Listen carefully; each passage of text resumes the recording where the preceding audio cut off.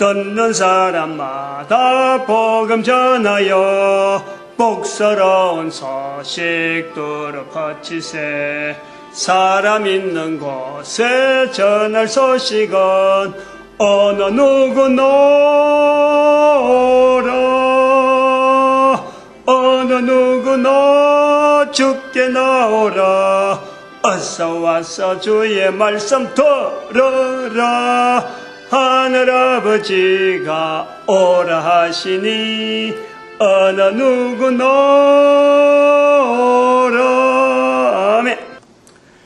하나님 말씀 창세기 48장입니다.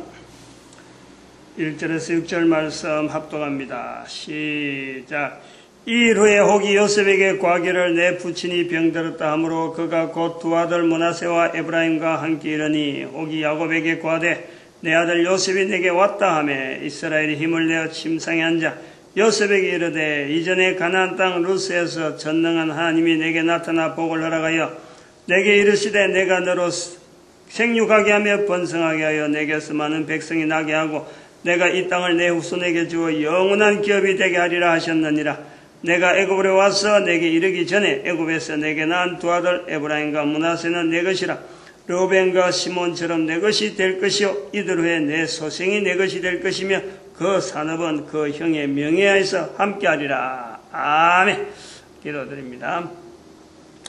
복된 시간 날아가여 주셔서 감사합니다. 영광 돌리게 하여 주시옵시고 모든 인간들이 주 예수 그리스도 앞에 무릎 꿇고 주라 부르며 가장 높은 자리에 예수 그리스도 둘 수 있는 그날에 이 거룩한 시간들이 복되게 쓰임받도록 복 내려 주시옵소서. 감사하고 예수님의 이름으로 기도드립니다. 아멘. 창세기 48장을 지금 48장 1절에서 6절 사이에 있는 내용을 29번째 지금 같은 본문에 하고 있습니다. 하는 이유는 늘 뭐 하는 표현이지만은 인류의 시대를 네 단계라고 하는 네 시대를 인류의 시대, 지나간 인류의 시대고 또 지금도 해당이 되는 이 시대를 성경에 있는 사건을 근거로 해서 전 인류에게 적용하는 네 가지 시대라 하는 것을 우리가 구분을 해 놓은 겁니다. 언땅 언약자 1000년, 언국 언약교 1000년, 언사 언약회 2000년, 2013년부터 부활 통일 시대에서 예수님까지, 예수님의 기다리는 시간까지를 우리 민족에게 맞춘 거예요. 우리 민족이 하나님 앞에 좀 특별한 어떤 쓰임의 자리가 있다. 왜냐하면 한국 사람이 내가 이걸 표현하는 걸 통해서 이거는 우리 민족에게 있는 어떤 사명이 있어서 이렇지 내 자신이 뭐 어떻게 특별히 내 인간 개인 한 사람을 특별히 구별하려고 하는 건 아니다. 그래서 그거를 언제까지는 기다릴 거냐. 제가 우리 민족이 1000년을 쓰이면 좋겠다. 1000년 동안 쓰임 받으면 좋겠다는 그거를 오래전에 이야기를 했잖아요. 1000년을 쓰임 받으면 좋겠다. 그런데 그런 거 1000년을 이야기한 거하고 다윗 시대를 해서 언국 언약교를 언땅 언약자를 먼저 했고 순서적으로 그렇잖아요. 순서적으로 언땅 언약자를 먼저 하고 언국 언약교를 조금 보류를 했어요. 뭐 할 이야기가 없어서 그랬지 그때는. 그래갖고 바로 언사 언약회를 이야기한 거예요. 언사 언약회는 왜 이야기했느냐? 언땅 언약자의 오늘 본문에 나오는 이 표현에서 1945년에 이스라엘의 회복이라고 하는 그 사건이 연결되니까 그 이어지는 내용이 있으니까 그래서 언사 언약회를 했단 말이에요. 그거 하고 이제는 지난 시간부터 계속해서 접근하는 게 뭐냐니까 언국 언약교를 이제 들어갔는데 언국 언약교를 들어가 보니까 이게 하나의 모델적인 개념이 있다. 은땅 언약자가 은사 언약회의 어떤 모델이라 그러면은 또 이게 서로 간에 유대 연관관계가 있다. 1945년에 이스라엘이 회복하는 그 땅이 은땅 언약자에서 선포된 것을 자기들이 우리 땅 하는 그건데, 그걸 온 인류가 성경에 기록이 안 돼 있다 보니까 이걸 인정하지 않는 것을 성경 밖에 있는 내용을 성경 안에 있는 사건으로 이스라엘이 당연히 이거는 주장해야 될 땅이다 하고 주변의 나라에게 오히려 양보를 요하던 것이 그 표현이었단 말이에요. 그래가지고 응국 언약교를 하니까 이 응국 언약교는 그러면 어디에 모델이 되어 가느냐? 부활 통일의 모델이 되어 간다. 부활 통일. 2013년부터 하나의 모델로서 그것을 바라보게 된다. 응?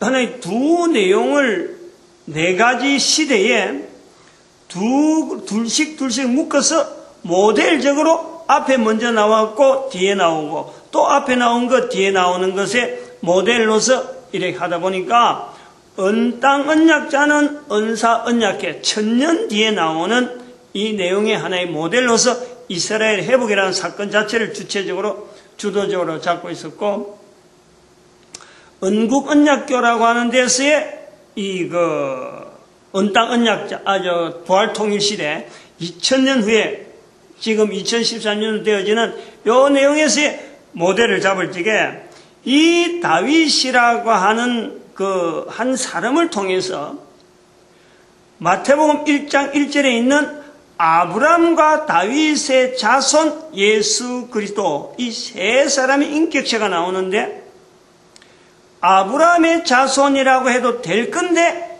아브람과 다윗의 자손이라고 한 다윗의 자리를 뒀다는 이 부분에서 다윗이 가지고자 하는 이스라엘 역사 가운데 이스라엘 백성들이 바라보는 어떤 독특한 하나의 분야라 그러면은 성전 중심으로 살아갔던 한 개인의 삶이 결국에는 그 나라 전체에 그 후손 사람들이 볼 때 어떤 특별한 전환점이 되어진 국가의 틀이 형성되어진 것을 다윗으로부터 이제 그것을 주어졌다 하는 그런 의미에서 아브람과 다윗의 자손. 그리고 그런 아브람과 다윗의 자손 할 때 이 다윗의 자리에는 이스라엘 백성들이 당시에 신약 성경을 쓸 때에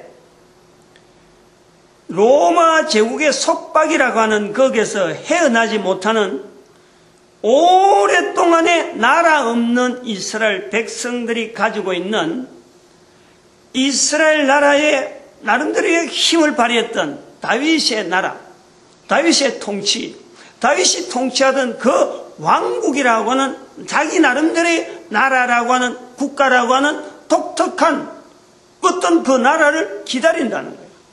그걸 바랐다는 거예요. 그래서 아브람과 다윗의 자손 예수 그리스도의 세계라 하는 이 부분에서 은사 언약회가 바로 은땅 언약자가 되는 아브람에 들어가면은, 그러면 은국 언약교가 되어지는 다윗은 부활 통일 시대의 하나의 모델로서 우리가 본다. 왜냐하면은 모든 나라는 지금 현재 부활 통일 시대에서 나와 있는 모든 나라라는 개념은 적대적으로서 서로가 통하지 못할 어떤 단위로서 구분으로서 나라가 아니고, 소위 말하면 이스라엘 백성들이 성경 속에서 하나님의 나라를 기다리고 있던 다윗의 통치를 바라는 자기들 나라의만 나라, 우리나라만 우리나라, 하나님의 나라, 하나님의 백성들 하는 그것만 바라보던 그런 시각의 지금 나라가 아니고, 지금은 모든 나라를 모든 사람이 구원받아야 되는 하나님 앞에 절대적인 상대, 절대적인 어떤 관계성 속에 우리가 온 나라란 말이야. 온 백성이, 온 인류라. 근데 그 온 인류를 상대로 하는 어떤 그룹, 단위, 개인의 상대가 아니고 단위 나라로, 단위 국가로, 단위 민족으로 이젠 상대에서 모든 백성을 구원하시고자 원하는 하나님의 섭리 가운데가 있는 부활 통일 시대로 볼 때에 이 다윗의 나라라고 하는 다윗이 가지고 있던 그 국가적인 정체성을 이스라엘 백성들에게 보여줬던 그 모델이 오늘 모든 나라가 바로 각 나라마다 각 민족마다 그 모델 자체에 대한 것을 적용하면서 하나님 앞에 구원되어져야 될 대상으로서 모든 사람이 구원받기를 바라는 하나님의 섭리에 우리가 있다 하는 평행이론에 우리가 이어봤다는 거예요. 그래서 지난 시간에 요 내용에서 넘어오면서 지난 시간에 마지막 부분에 대단히 중요한 표현을 하나인 것이 바로 다윗으로부터 나타나는 언어가 하나님의 나라라 하는 이 표현인 거예요. 하나님의 나라라는 표현이 다윗으로부터 이제는 주어진다라는 거예요. 하나님의 나라가 성경에요. 성경에 있는 표현으로서 구약 성경에는 없는데 신약 성경에 집중적으로 나타납니다. 이것이 아주 많이 나타나는 거예요. 다시 말하면 구약 성경에 있는 내용이 그대로 신약에 전달되어서 오늘날 예수 그리스도를 통해서 우리에게 하나의 복음이라고 하는 이 틀을 전달해 주는 거라 했으면은 하는 내용이 많이 있는 것이 뭐 좀 여러 가지 있죠. 뭐 제사장 제도라든지 죄의 개념이라든지 또 창조의 여러 가지 내용이라든지 마지막으로 오는 또 말세에 당하는 여러 가지 형태라든지 이런 부분들이 많이 구약에 있는 내용이 그냥 그대로 신약에 왔다라고 볼 수 있는 거예요. 그래서 우리가 신구약을 합해서 성경이라 하고 하나님 말씀이라 하는 자리에 두는데, 그런데 유독이 하나님의 나라에 대해서는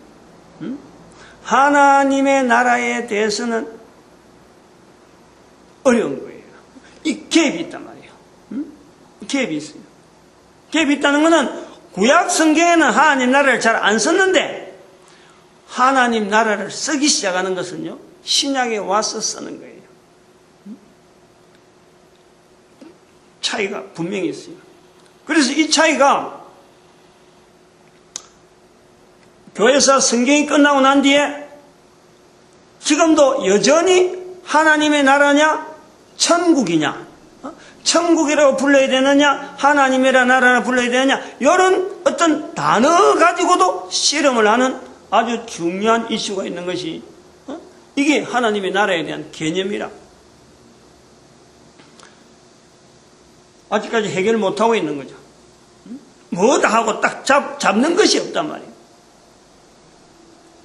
근데 그것을 이 시간에 저는 지금 다윗을 통해서 형성되어지는 하나님 나라라는 주제를 가지고 지금 언국 언약교라 하는 이 흐름을, 언국이라 하는 자체가 바로 나라국이거든. 그러니까 다윗을 통해서 참 이 창세기 48장에 언제부턴가 야곱을 할 때에 이 언국 언약교라는 이름을 붙이자, 그 당시에는 그냥 즉흥적으로 뭐 언국 언약교, 언 땅에다가 이제 나라 형태가 됐으니까 국을 붙이고, 그 다음에는 또 사회, 어떤 이런 개념으로 전 인류를 바라보고 언사 언약회, 언국 언약교 이런 식으로 그땐 땅, 나라, 사회 하는 이런 개념에 인류 전체에 흘러가는 흐름에서 그 이름을 붙였는데 나중에 그걸 갖다가 해석할 때는 또 전혀 다르게 나왔단 말이에요. 지난 시간에 하나님 나라라 하는 개념도요, 제가 처음에 이 다윗을 할 때는 언국 언약을 할 때는 이 사실 망망했어요. 뭘 붙잡아야 될지를 망망한 거예요. 그런데 지난 시간에 준비를 하면서 하나님 나라라는 탁 던지고 정리를 하고 마무리를 하고 했는데 이 내용이 하면서 그런 거야. 야, 이 주제가 이게 보통 주제가 아닌데, 준비할 때는 예서로 준비했는데 던져놓고 보니까 이 주제가 만만한 주제가 있는데 이게 여기서 연결되는구나 하는 그런 덜컥하는 거 제가 느꼈다니까. 지금부터, 오늘부터 몇 시간이 될지 모르지만은, 되도록이면 1시간이 끝나려고 하고, 안 그러면 2시간 안에 끝나려고 하는데, 어느 시간까지 갈지는 모르겠지만요. 하나님 나라라 하는 이 개념에 대한 내용을 풀어보려는 거예요. 풀어보려는 거예요. 그러니까, 성경에 있는 개념인데, 이것이 지금 잘못 쓰이거든. 잘 쓰이고 있다 하면은, 할 것 없어요. 지금 우리가 알고 있는 이 하나님의 개념대로 하면 됩니다인데, 이게 잘못 쓰이고 있다. 이 잘못 쓰이는 내용이 어디냐, 그러면, 성경에, 구약보다도 신약에서 이긴 하나님 나라, 천국, 이런 표현이 많이 있는데, 성경에 많이 나옵니다. 마태복음에는 천국으로 나오죠, 천국으로. 근데 마태가 천국이라 그러면 마가복음, 누가복음, 요한복음 별도로 나눠요. 요한복음 별도로 나야 돼요. 하나님 나라에 대해서는 그런 거예요. 마태 천국, 그것도 하나님 나라. 천국이 굉장히 많아요. 마태복음 천국은 하나님 나라 대신 천국이라는 말을 굉장히 많이 쓴 거니까. 천국. 천국과 하나님 나라 하는 그 말의 어떤 개념 차이는 분명히 있음에도 불구하고 같이 우리가 볼 수 있는 거야. 일단은 하나님, 요한, 그 다음에 마가, 누가, 하나님 나라 굉장히 많아요. 그 다음에 누가가 썼다는 성령 복음에도 하나님 나라 굉장히 많아요. 어쨌든. 그리고 사도 바울이 쓰시니 하나님 나라에 대한 내용을요, 또 많아요. 그런데 바울 서신이 아닌 야고보서나 베드로 전후서나 요한 1, 2, 3, 요한 계시록에도 없어요. 요한복음에 이게 한 번 딱 나오는 거예요. 요한복음에. 복음서 중에서. 여기 아주 특이하다. 그럼 이게 시기적으로 봐야 돼요. 제일 먼저 하나님 나라를 이렇게 표현하는 것은 누가 표현하느냐? 사도 바울이 표현하는 거예요. 그 다음에 복음서 내용이 포함하는 거예요. 복음서에. 복음서 마태복음은 이걸 사도 바울의 하나님 나라를 마태는 여기에다가 어떤 다른 의미로 하나님의 통치, 다른 데 나오는 하나님의 나라는 마태복음에는 하나님의 통치의 어떤 주권 자체를 하나님께로 두는 것으로 보면은 다른 어떤 하나님 나라로 부는 것은 인간 자체가 바라는 하나님의 나라입니다. 이 구조가 좀 그래요. 하나님의 직접적인 통치에 대한 것을 순응하는 것이 천국이라고 불렀다면은 하나님 나라라 하는 것은 거기에 대해서 반대편에서 인간들이 바라보는 하나님의 통치하는 나라는 요런 나라 하는 어떤 구조를 가지고 하나님 나라로 부른다. 이것 자체가 조금 차이가 있다. 이래 보는 거죠. 그러면 이 요한복음에 넘어오면서 제일 뒤에 후대에 쓰고 있는 요한복음에서 이 하나님 나라가 한 번 나오고 요한 1, 2, 3서 요한 계시록이 1절 하나님 나라에 대한 표현이 없다라는 이것은 뭘 말하느냐? 로마 제국에서 이 이스라엘 백성들이 AD 70년 사건을 만나고 난 뒤에 로마 제국 내에서 유대인들이 사라져 버리는 거예요. 즉 하나님 나라 천국이란 말을 쓰면은 이건 바로 로마 제국의 아주 반역행위요 적대적으로 되니까 이걸 복음서에 나타내고 또 요한일서나 이런 데서 이걸 대신해서 나타낼 수가 없다. 환경적으로 그래가지고 못 쓰는 거지. 그래 하나님 나라라고 쓰는 이 많은 그 이스라엘 백성들의 관계성 속에서는 이것은 기다리는 자기들이 소망하고 있는 하나의 염원의 표현이다. 그렇게 우리가 볼 수가 있는 거예요. 근데 이렇게 신약 성경에 집중적으로 많이 구약 성경하고 다르게 많이 나타나는 이 내용의 개념 자체를 받아들이는 오늘 우리가 있는 이 시대에 하나님의 나라라 하는 개념을 어떻게 알고 있느냐? 그 잘못 알고 있다 하는 이 표현이 우리가 지금 이야기하려고 하는 내용이란 말이에요. 신학교 지금 나가서 이 하나님 나라를 다루는 그것은요, 그 신약 분야, 신약학, 신약성서, 신약학 분야에 있는 교수들이, 신학자들이 이걸 다룬단 말이에요. 그럼 구약자는 이걸 안 다뤄요. 구약 성경에는. 구약을 하는 사람들은 하나님 나라를 안 다룬다니까. 그 자체가 바로 이스라엘 백성들 자체가 하나님 나라라고 이렇게 단정을 해버린다. 지금 신약학을 통해서 나타나는 하나님 나라에 대한 개념이 어떻게 나타나느냐. 하나님 나라는 인간의 개념으로서는 불가능한 어떤 도달이나 어떤 개념 자체를 잡을 수 없는 그런 개념으로 하나님 나라에 대한 막연한 어떤 이성적인 추구, 안 그러면 이상의 나라, 현실하고 전혀 맞지 않는, 현실은 아무리 가도 도달할 수 없는, 이거는 인류 종말이라고 하는 사건 앞에서야만 설명이 가능한 아주 막연한 나라, 이렇게 개념이 잡혀 있다는 거예요.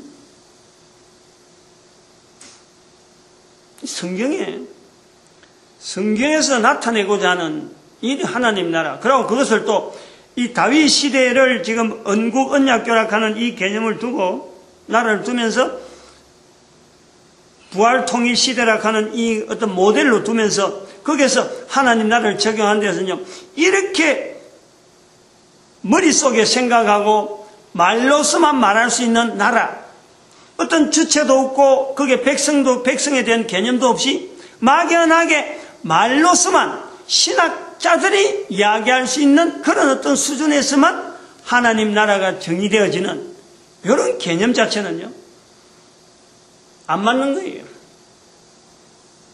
그런데 이런 것이 어떻게 연결되어졌느냐, 신약하는 사람들이 왜 이런 표현을 쓰느냐, 여기에 아주 중요한 변수가 있었다는 거예요.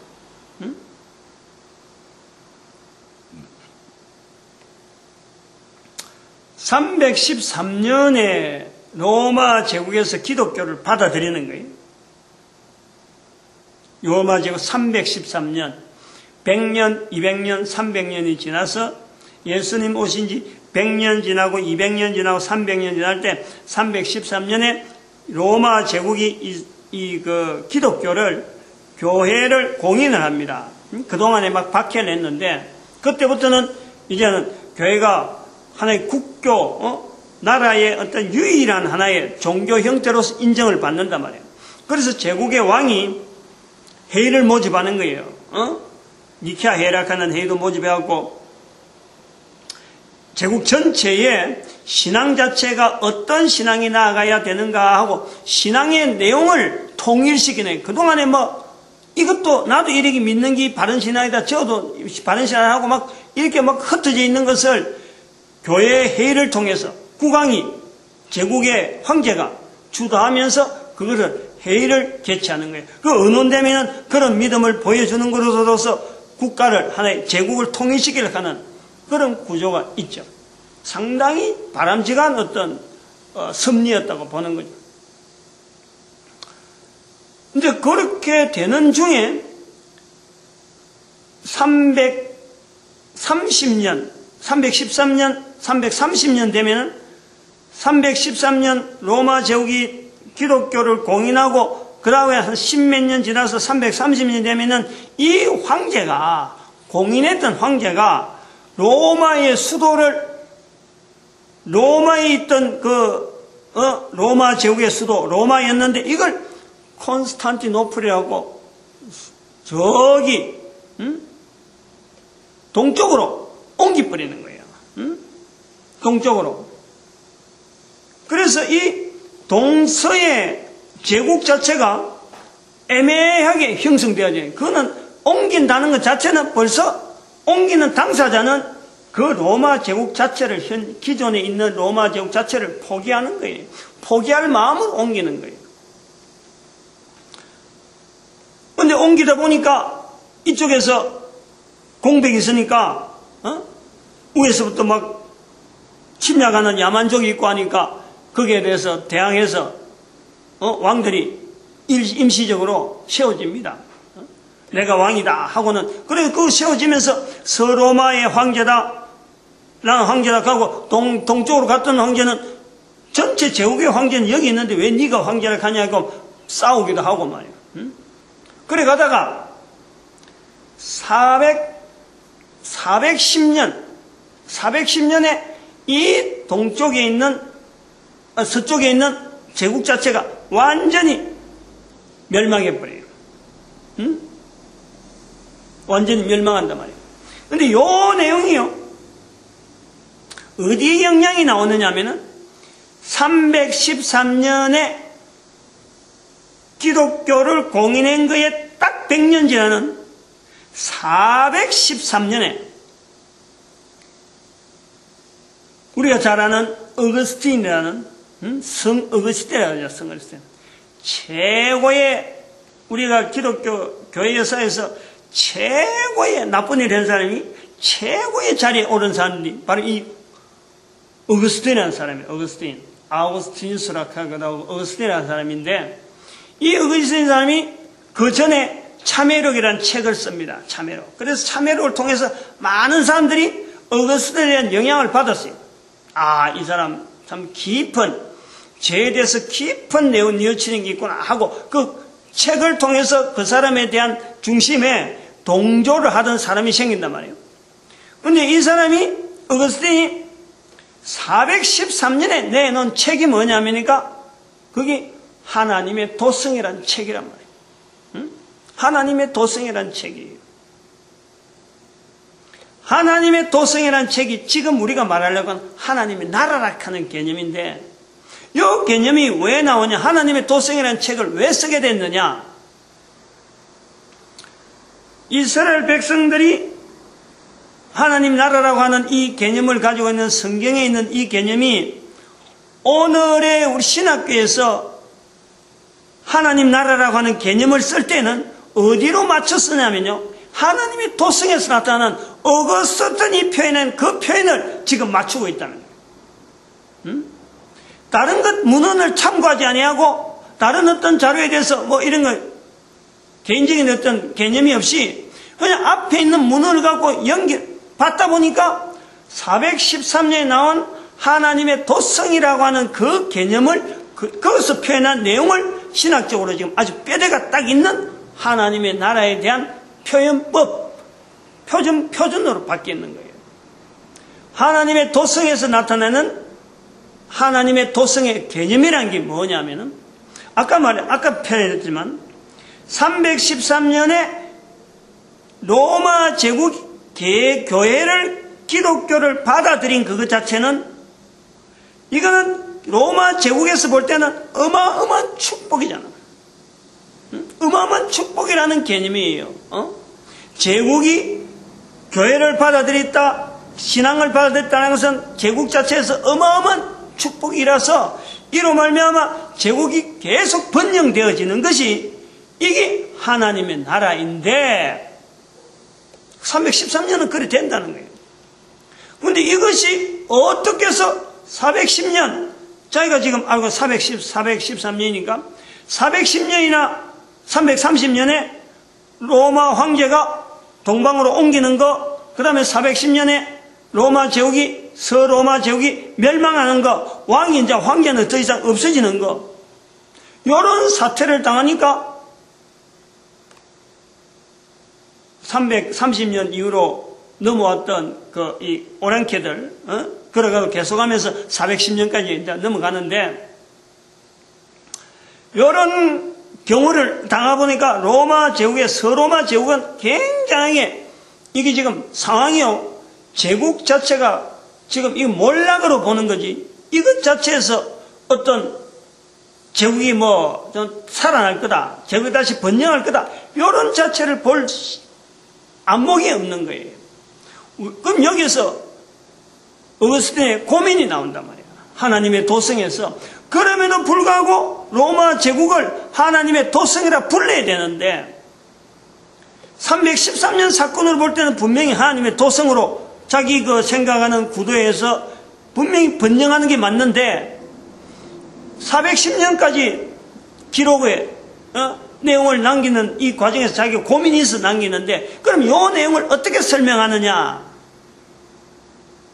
여기서 아주 묘한 하나님의 도성에 하나님의 나라라는 개념 자체에 대한 아주 독특한 표현이 사건이 상황을 어떻게 받으냐면 땅에 보이는 이 내용은 제국이 멸망할 수 있지만은 결국에는 하나님의 나라는 복음을 받아들인 주변의 수많은 오랑캐들이 소위 말하면 우리가 나중에 제가 다시 정리해서 기독교 역사에서 나오는 이 서로마 제국이 멸망할 때 로마 주교가 맞이하는 그래서 그들을 전쟁하는데 타협하는 거예요. 타협.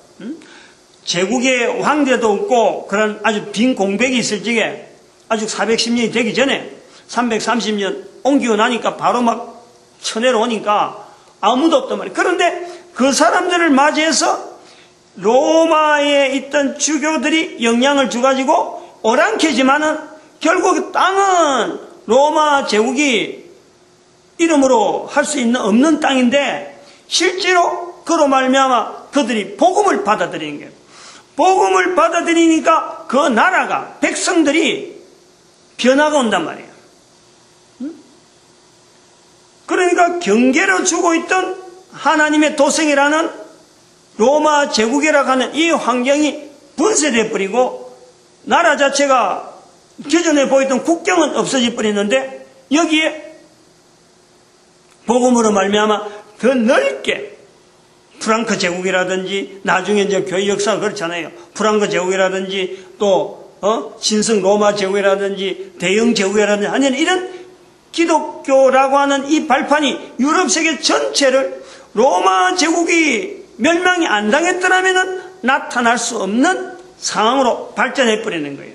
그런데 이 내용을 413년에 기록한 하나님의 도성에서 어거스틴이 하나님의 나라에 대한 예측을 그렇게 표현하는 거예요. 당장에 눈에 보이는 땅의 나라는 멸망하더라도 하나님의 나라는 영원하다. 영원한 것이 어떻게 나타나냐? 복음의 확산으로 인해서 받아들이는 사람이 국토의 경계는 어떻게 멸망이라는 표현이 나오지만은 이걸 받아 누리는 사람들은 더욱더 많이 확산되어 간다.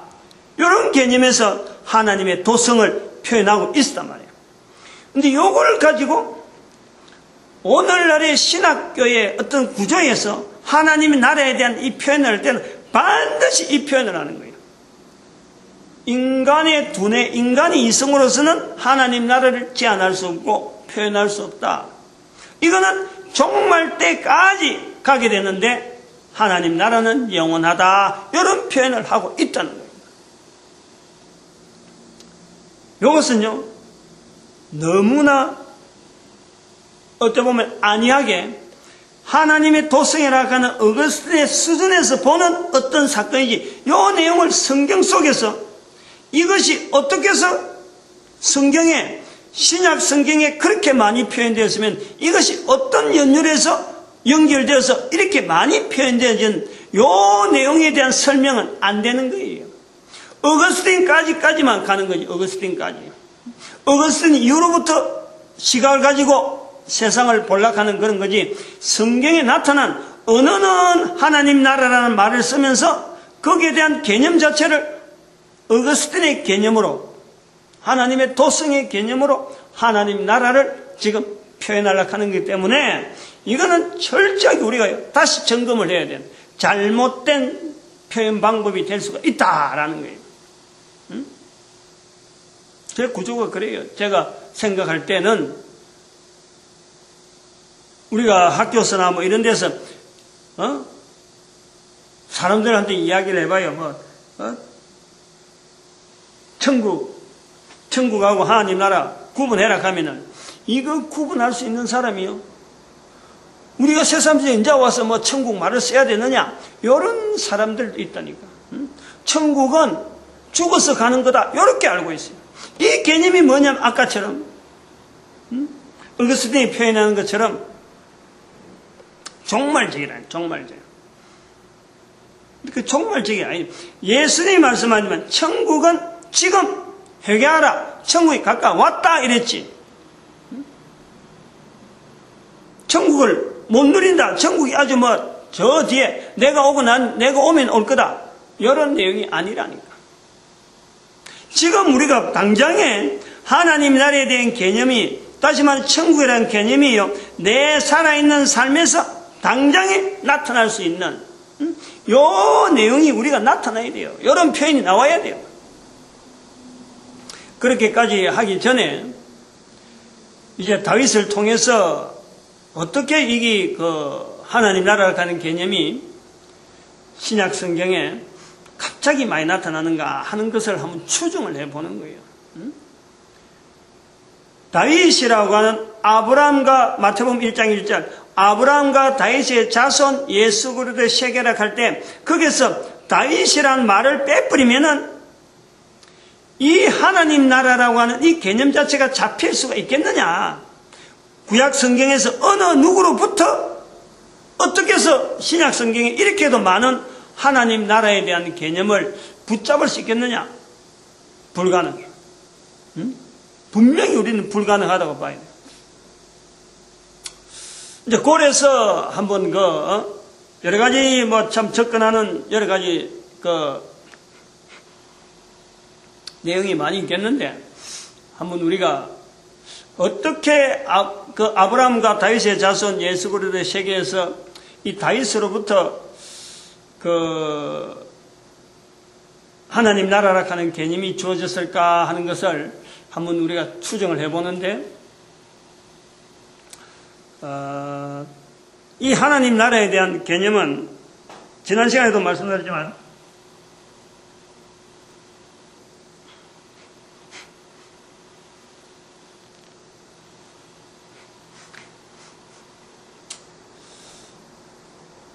바벨론 포로하고 굉장히 관계가 있다 싶어요. 바벨론 포로 이후로서 이스라엘 백성들이 어떤 역사를 보는 그 시각과 이것에는 분명히 어떤 전환점이 있었다. 역대기 상하를 기록할 수밖에 없었던 어떤 절박한 국가를 바라보는 이스라엘 백성들의 어떤 그 국가관 이 뭔가 차별이 있었다. 전환점이 있었다. 오늘 생각을 해보는 게 아니라 추정을 하나님 나라라 하는 개념을 다윗을 통해서 주어짐으로 인해서 이스라엘 백성들이 다윗 하면은 그렇게 바벨론 포로 이후로 더욱더 다윗에 대한 갈망이 더 간절한 그런 어떤 추세가 있지 않았느냐. 그 어떤 사상적인 여러 가지 어떤 이스라엘 백성들의 여러 가지 어떤 참 상황에서 나라 없는 로마 제국 또 바벨론 포로 또 그 다음에 또 바벨론 포로 갔다 와서 로마 제국이 오기 전에 여러 가지 갈등들, 헬라의 문화 때문에 오던 충돌들, 이런 충돌들을 하면서 로마 제국까지 받아들이는데, 이제 그 로마 제국에서 가장 평화로울 때에 이 성경이 기록되어진단 말이죠. 예수님이 그때 오셨고 313년 사건만 오는 것만 해도요. 이것도 로마 제국의 불안한 형세를 이제 감안하는 거예요. 그런 게 있기 때문에 로마 제국이 기독교를 받아들일 수밖에 없는 지금 밀렸다는 거예요. 그렇게 330년 되니까 서로마를 팽개치고 지금 동쪽으로 로마 황제가 이전하는 거예요. 통일시켜놨고 로마 제국을 통일시켜놨고 이전하는 거예요. 그만큼 로마가 답답했던 시대가 이제 다가오는 건데 그 전에 예수님 오시는 요 시기는 팍스 로마나라 하는 아주 중요한 한 200년 어간에 걸쳤던 굉장히 평화로운 시대에 로마 제국에서 가장 평화로웠던 시대 그 팍스 로마나라 하는 그 시대가 200년에 가는 그 기간에 오셨던 예수님. 그러나 이스라엘 백성들에게 있어서는 바벨론 포로 이후로 꾸준하게 비춰보는 거예요. 이스라엘 백성들이 그냥 무식한 사람들이 바벨론 포로 간 것이 아니라 이스라엘 사람들 중에서 유대 백성들 중에서 그래도 학식하는 뭔가 있는 사람들, 유대인들 중에서 뼈대 있는 사람들이 간 거예요. 그래, 갔다가 다시 돌아왔단 말이에요. 돌아갈 때도, 이스라엘 백성들이 갈 때도 이사야 선지자를 통해서 몇 년, 70년 있다가 올 거다. 요런 이야기예요. 이게요, 다시 말하면 저는 지금 이 내용을 이래 하나님 나라를 하는 이런 개념을 이야기하면서 제가 생각하는 것은 하나님께서 이스라엘 백성들을 단체로, 요즘 표현을 하자면 그래. 단체로 해외 연수 보낸 거예요. 해외 연수. 이스라엘이라는 나라가, 하나님께서 이스라엘 나라를 통해서 모든 인류를 구원하시기 위해서 쓰임받는 하나의 도구로서 이왕에 붙잡았는데, 아브라함부터 쭉 넘어오던 그 다윗의 여러 가지 흔적을 통해서 쭉 넘어오던 이 이스라엘 민족이, 이스라엘이 하나님 앞에서 훈련받는 과정 중에 나라 안에서 있다 보니까, 성전 안에서 있다 보니까 우리만 샀던 그 안목 자체, 그 좁혀진 안목, 그 안목을 할 수 없어서 그거 깨뜨리려고 지금 예수님 오실 시기는 다가오고, 그래서 하나님께서 이사야 선지자를 통해서 70년 동안 가 있을 것이다 하는 예언을 통해서 70년이라는 항정을 두고 보내시고 다시 70년 만에 과연 돌아오게 됐단 말이에요. 회사에서 우리가 연수 같은 거, 제가 그런 케이스를 한번 당해봤으니까, 연수 가기 힘들 때 뭣도 모르고 아무것도 모르는 내가 그 어마어마한 돈, 회사에서 돈이 없어서 쩔쩔매는 데인데 계약이 돼 있으니까 가야 되는 그 연수에 내가 덜컥 걸려갖고 갔다 와요. 세상에 그 당시에 월급 받는 것 비하면요, 연수비가요 어마어마하게 비싸고, 대그룹이지만은 그 연수 하나 보내는 것마다 엄청나게 신경 써서 지금 보내는 그런 시기라고. 그 2000년대에 와서 그랬는데, 지금부터 BC 586년이니까 그 시절에 이스라엘 민족을 통째로, 다는 아니지만 어쨌든 식자들을 하여튼 무디기로 강제 연수로 보냈다는 거예요. 연수를. 뭐냐입니까? 이스라엘 백성들이 모세를 통해서 나타났던 출애굽을 해서 가나안 땅을 가져서 그 수천 년, 1000년 가까이 지나오니까 이스라엘 백성들의 그 안이한 태도, 배타적으로 유대인들만 하는 그 배타적인 그 구조가 너무 들고, 자기들이 결정한 것이 최고인 줄 알고, 성전 중심으로 하던 이것이 최고인 줄 알고 있는 이런 의식 속에 바벨론의 포로함 갔다 오면 해서요, 이제 비교를 하는 거 아니에요. 자기들의 모습이, 바벨론으로 포로됐던 모습이 과거의 선조들이 애굽에 포로되었던 가던 모습하고 같이 비추어 보는 거예요. 그때도 있었다, 지금이 또 생기는 거 아니에요.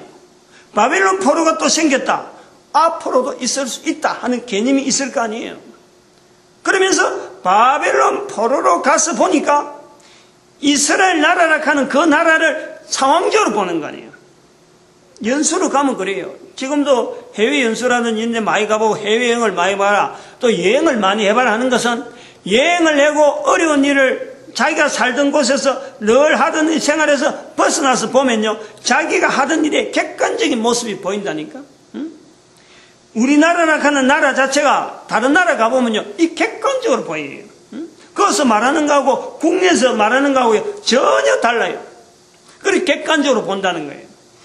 바벨론 포로로 가서 많은 식자들이, 많은 어떤 지도자들이 바벨론이라는 어마어마한 큰 문화 속에 자기들이 들어갔다네요. 자기들만 가지고 있는 고유한 어떤 장점은 있지만은 한편으로는 인류 사회라 하는 큰 사회 속에서 이 조그마한 나라, 이스라엘이라는 나라를 비춰 볼 수 있는 거예요. 큰 나라. 우리가 보통 연수를 가면요, 문화가 발전한 나라 가잖아요. 그리고 그때 보고, 요거, 대단하다, 요것도 신기하다 하고, 그때 보고 제가 본 게 몇 가지 있어요. 이거 앞으로 우리나라에 대단히 뭔가 있겠다. 제가 생각한 게 그대로 나와요. 자판기라든지. 응? 저거 유심히 봤거든. 독일에 가고. 자판기를 받고, 이거 앞으로 자판기가, 우리나라도 굉장히 나오겠다. 그 다음엔 사람들이 찍는 그 포토샵, 포토라 하나? 이거 막 사진 찍는 거. 자동 칼라, 이 사진, 요 옷에다가 막 염색하는 거. 제가 몇 가지 생각을 두고 있어요. 거의 다 지금 그 뒤에 10년, 20년 사이 우리나라에 쫙 퍼지더라고요.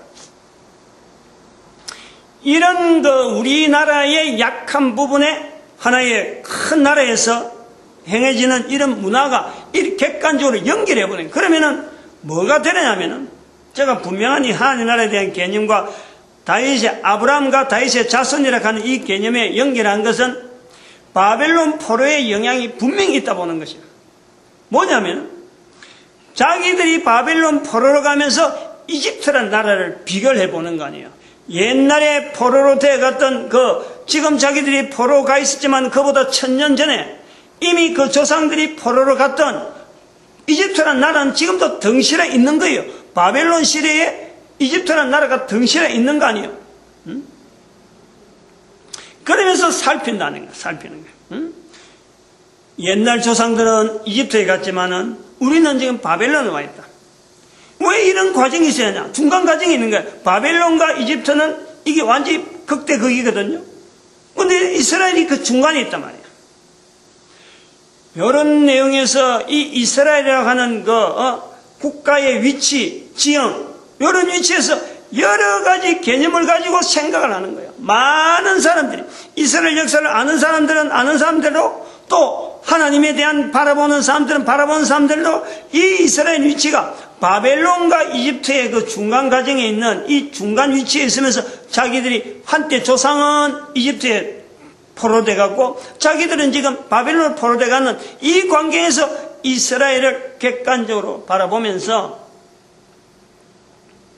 왜 우리가 여기 왔느냐, 왜 왔느냐. 근데 그것이 이제 돌아오게 되거든. 돌아오게 돼. 그 있을 때 생각하는 거하고 돌아올 때 생각하는 거 이게 완전히 다른 거 아니에요. 얼마나 놀랬겠어요. 얼마나 놀랬겠어요. 말씀한 대로 분명히 이루어지니까. 70년 가겠다. 이스라엘로부터 70년 돌아오는 거 아니에요. 모세로 얘기하고 출애굽을 통해서 내가 너희를 구원하리라. 구원된 거예요. 이집트에서 구원됐고 바벨론에서 돌아온 거 아니에요. 정신이 들겠어요, 안 들겠어요? 응?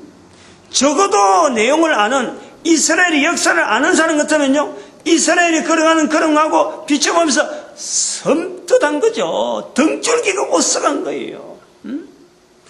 그래서 살아있는 동안에 최대한 해서 언론해가지고 언론해 모은 이스라엘 백성들이 어떻게 해서 살아야 되는 건가?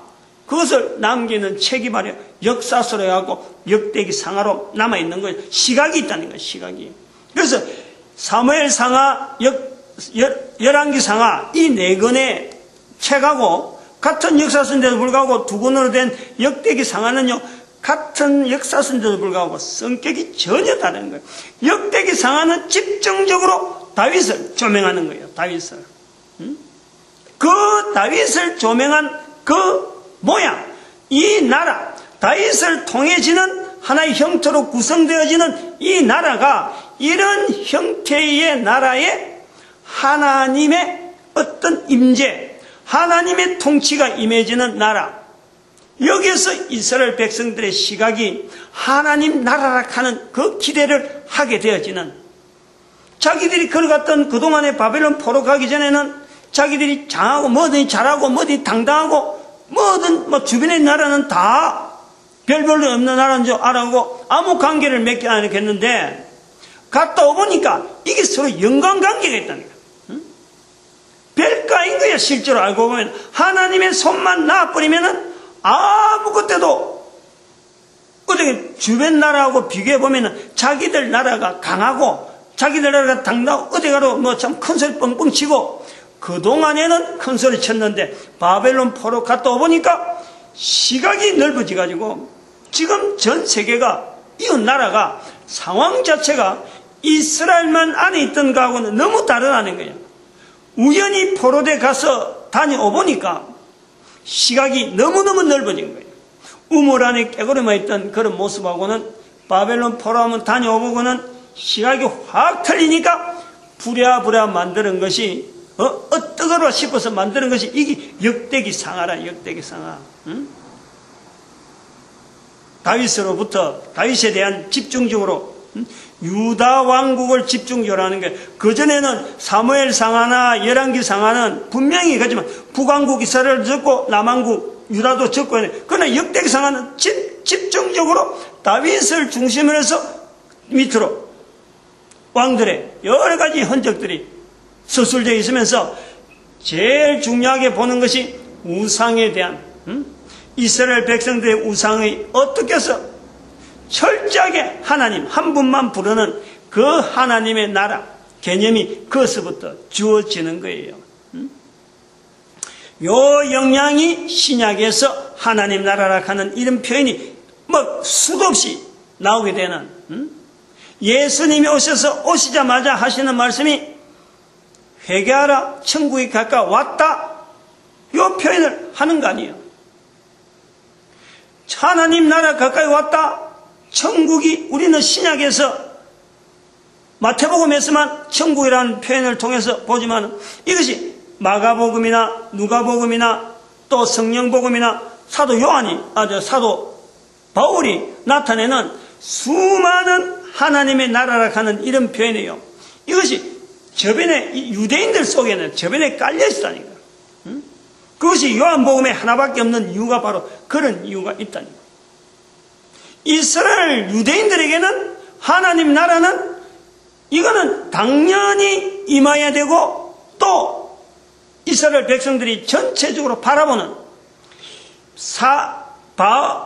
다윗을 통해서, 역대기 상하를 통해서 이스라엘 사람들에게 역사적으로 다시 조명하는 그 이스라엘의 나라는 어떤 나라의 형태가 되어야 되느냐.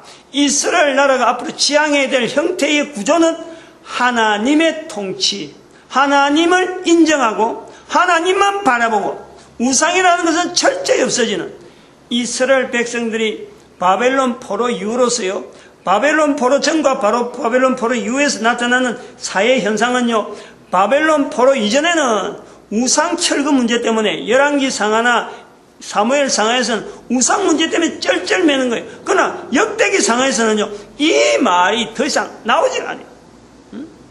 우상 문제는 어디 우상 산당을 제하고 산당문 이런 문제는요, 그 열왕기에 대한 내용이지, 역대기 상하더라면 이런 내용 자체가 아예 나타나지 않아요. 있어야 될 필요가 없어요. 그때부터는 철저하게 예루살렘 중심으로 했고, 성전 하나만 딱 중심해서 다윗이 세운 성전 중심으로 전체적으로 나라 구도를, 어떤 틀을 바라보는, 지향하는 점을 이미 있는 다윗을 통해서 나타났던 그 내용만 싹싹싹 뽑아서 역대기 상하다가 집어넣은 거예요. 요 구조를 우리가 하나님 나라에서 찾아서 신약의 하나님 나라에 대한 의미를 우리가 지금 시대에 이걸 그대로 평행이도 하든지, 안 그러면 지난번에 얘기했지만 평행 이론을 통해서 오늘 우리에게 어떻게 나타날 거다 하는 내용을 우리가 받아내야지, 중간에 있는 하나님의 도성에 있는 로마 제국, 그건 한 단계 이미 지난 내용 아니에요.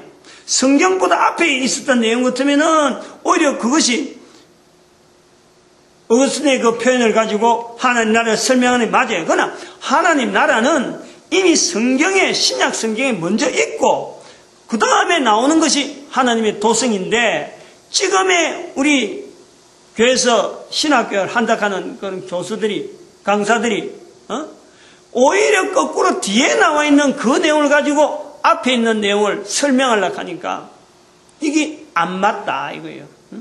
원래적인 부분이 그게 아닌데 나중 부분이 더 판을 치고 있는 것이 하나님 나라에 대한 개념이라.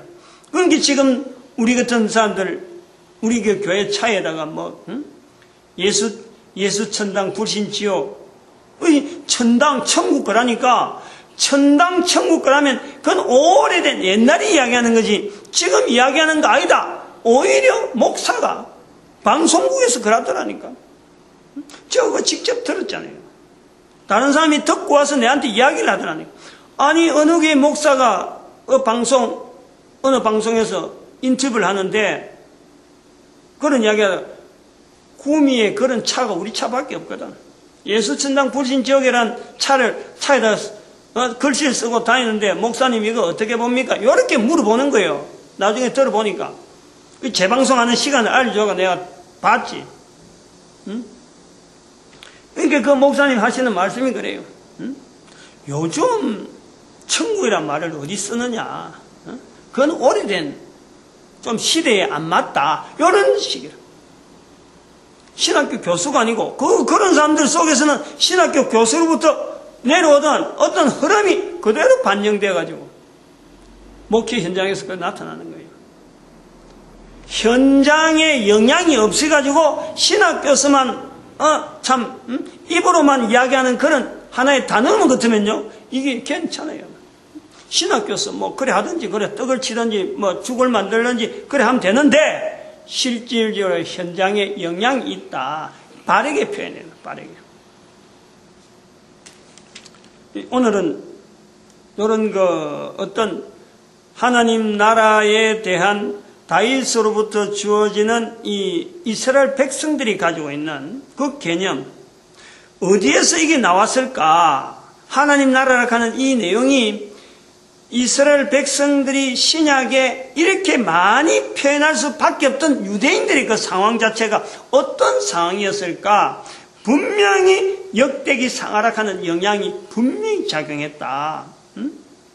바벨론 포로 이전과 포로 이후에 이스라엘 백성들의 달라진 시각, 그게 분명히 영향이 있었다.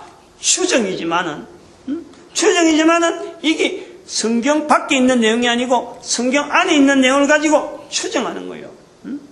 상황 자체가 유대인들만 나타나는 이 상황. 요한복음이 그 장에 딱 있는데 요한복음은 AD 70년 사건 이후라. 요 분명히 차이를 알아야 돼요. 왜 요한복음에는 하나님 나라가 한 번밖에 안 하고 요한계시록 있음을 불구하고 이 내용이 전부 다 사라졌을까? 여기는 하나님 나라라는 이야기를 많이 나타내면요, 이거는 벌써 시대가 로마 제국하고 이스라엘하고 이 관계가 적대국으로 된 이유니까 이 말을 쓰면 위험한 거예요. 그러면 한번 기록이 되어 있으니까